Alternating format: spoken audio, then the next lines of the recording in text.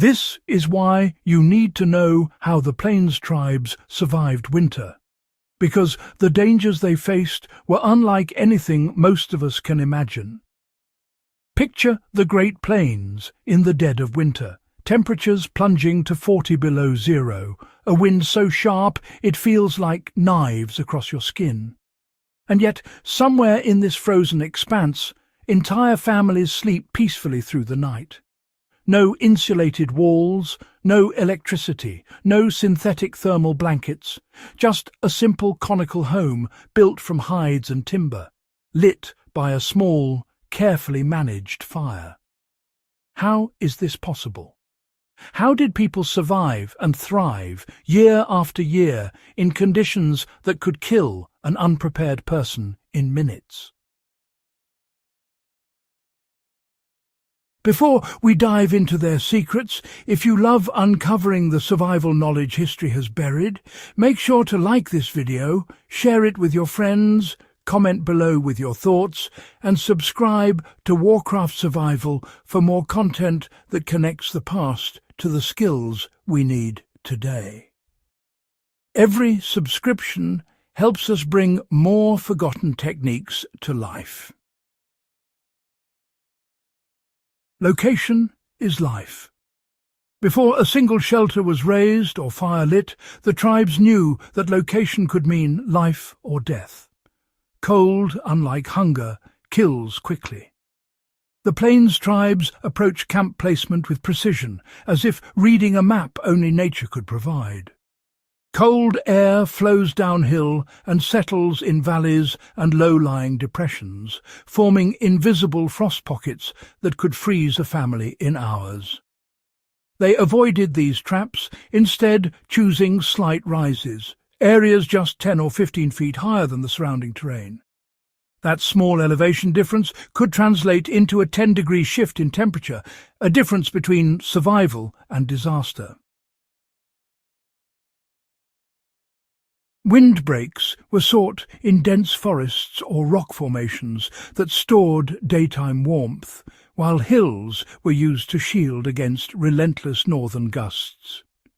Centuries before modern cold weather science, these families were practicing microclimate engineering.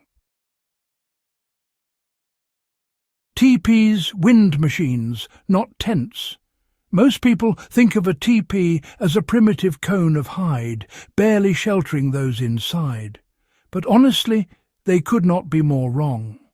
The teepee was a masterpiece of survival engineering. Its conical shape did not fight the wind. It redirected it. Gusts that would batter flat walls instead spiraled harmlessly upward around the structure. Flexibility, not rigidity, was its secret. Unlike modern cabins or tents that collapse under pressure, the teepee bent and returned to form. Much like earthquake-resistant architecture centuries before, architects codified it. Smoke flaps, ventilation, and the aerodynamic frame worked in concert to create a dry, stable, and warm microclimate inside, a principle modern campers often overlook in favour of thick insulation alone. Breathable skins over modern plastics.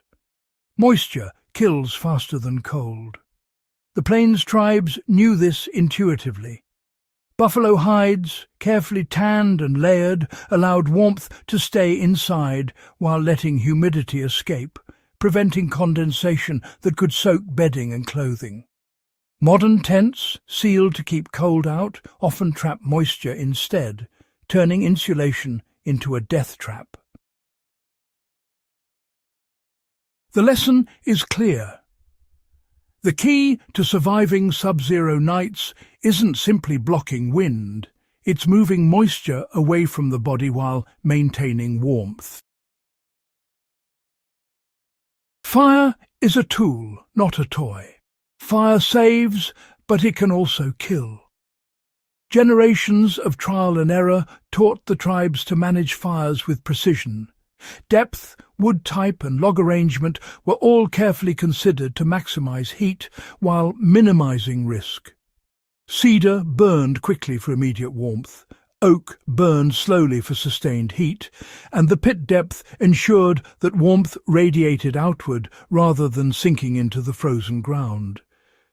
Someone was always awake to monitor it, adding fuel at the right moments and adjusting airflow to prevent smoke buildup. Fire without strategy is a silent killer. Fire with discipline is survival. The ground is your enemy. Most heat is lost downward, into the frozen earth beneath you. The Plains tribes solved this with multi-layered bedding woven mats of willow to trap air, bundles of dried grasses for insulation, and buffalo robes for comfort and thermal retention. Modern campers often use thick sleeping bags but fail to insulate beneath themselves, a mistake that quickly drains body heat. Understanding the ground as a heat thief is a lesson centuries old, yet vitally relevant today, whether for wilderness survival or emergency preparedness during extreme weather events. Human heat is, well, collective power. Survival wasn't individual, it was social. Adults with the highest metabolic output slept along the outer edges, shielding children and elders in the center, forming thermal nests that maintained warmth throughout the night. The arrangement of bodies, the shape of bedding, and the controlled air pockets were all deliberate. Modern society, you know, often glorifies isolation, but the lesson of shared heat is timeless. Survival multiplies when humans act as a single, coordinated system. Ancient skin, science, fat, and ash. Clothing alone could never stop the wind. Buffalo tallow, bear fat, and deer fat were applied to skin to form natural vapor barriers. Ash mixed with fat absorbed radiant heat from the fire, holding it longer against biting cold. The tribes were practicing molecular thermal science long before chemistry was codified. Protecting skin was the first line of defense against frostbite, a principle modern winter gear sometimes overlooks in favor of fabric thickness. Dogs, terrain, and night security. Cold sharpens predators, and the tribes knew danger didn't sleep. Dogs trained from puppyhood functioned as living alarms, their barks encoding specific threats. Camp placement funneled predators along predictable paths. The interplay of terrain, animal guardians, and human vigilance created a security system that required no technology. Yet, quite remarkably, it was more reliable than many modern alarms during a power outage. The real secret, my friends, is systems thinking. The Plains tribes survived not because of one tool, but because every element worked together. Shelter, fire, bedding, social arrangements and security all reinforced each other. This was systems thinking. Understanding that the whole is stronger than the sum of its parts. Modern society, with its reliance on gear and technology, often forgets this. Survival is never about a single item. It is about the interconnected network of knowledge, observation, and action.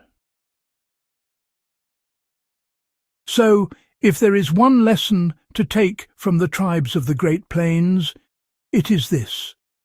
Winter is not defeated with one tool, one layer, or one fire. Winter is understood, respected, and engaged with as a system. Their genius wasn't in their materials, it was in their thinking. If you found these lessons as powerful as I do, make sure to subscribe to Warcraft Survival, Share this video with your friends and leave a comment about your favorite survival insight. Every view helps us keep uncovering the forgotten wisdom that could save lives tomorrow. And don't forget, stay updated for more videos every week. Winter is coming, but now you know how to face it the way the masters did.